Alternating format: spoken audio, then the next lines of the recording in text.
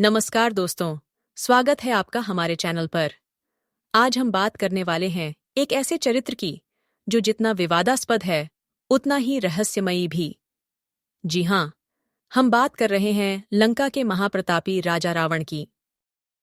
कहा जाता है कि रावण के 10 सिर केवल उसकी शक्ति का प्रतीक नहीं थे, बल्कि उसके अपार ज्ञान, कला और वेदों के गहन अध्ययन का दर्पण थे।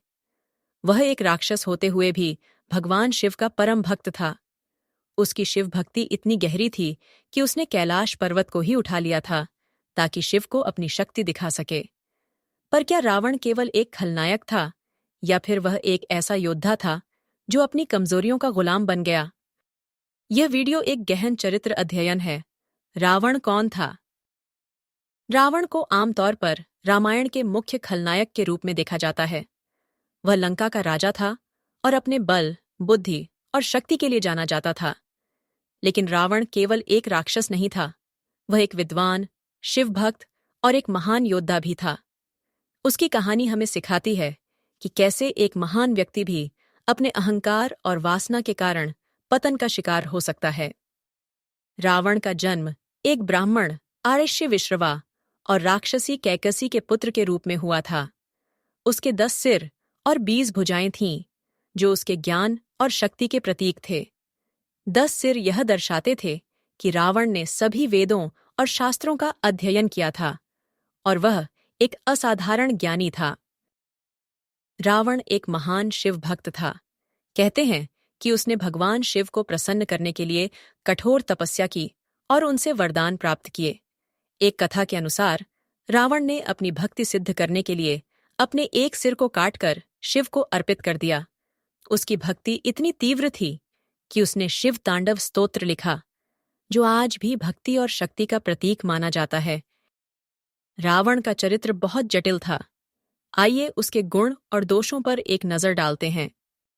रावण चारों वेदों और कई शास्त्रों का झाता था। उसने देवताओं और असुरों दोनों को हराने की क्षमता रखी। उसने भगवान शिव के प्रति अपार भक्ति दिखाई। वह एक कुशल शासक था और लंका को समृद्ध बनाया। रावण का सबसे बड़ा दोष उसका अहंकार था। उसने अपनी शक्ति के मद में कई बार मर्यादाएं लांघी। सीता का हरण उसकी वासना और अहंकार का परिणाम था। रावण ने धर्म और नैतिकता के सिद्धांतों को तोड़ा, जिसके कारण उसका अंत हुआ। रामायण के सबसे महत्वपूर्ण प्रसंगों में से एक है सीता का हरण। रावण ने अपनी बहन शूर्पणखा का अपमान होने के बाद बदला लेने के लिए सीता का अपहरण किया। लेकिन यह केवल बदले की भावना नहीं थी। रावण की सीता के प्रति आसक्ति और उसकी यह सोच कि वह किसी भी चीज को अपने बल पर पा सकता है, उसके विनाश का कारण बनी। रामायण के अनुसार रावण का अहंकार और अन्याय ही उसके पतन का मुख्य कारण बने। भगवान राम ने रावण का वध कर यह सिद्ध किया कि अधर्म पर धर्म की जीत अवश्य होती है। रावण की मृत्यु एक सीख है कि कितनी भी शक्ति और ज्ञान होने के बावजूद अगर कोई व्यक्ति अपने अहंकार और वासना पर नियंत्रण नहीं रखता तो उसका पतन निश्चित है।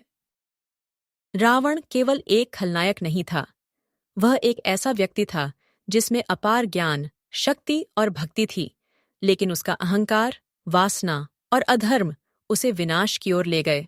उसकी कहानी हमें यह सिखाती है कि सफलता और ज्ञान के बावजूद अगर हम अपने दोषों पर काबू नहीं पाते तो हमारा पतन अवश्यंभावी है।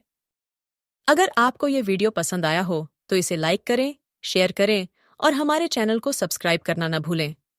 हमें कमेंट्स में बताएं कि आप रावण के बारे में और कौन-कौन से पहलू जानना चाहते हैं। धन्यवाद।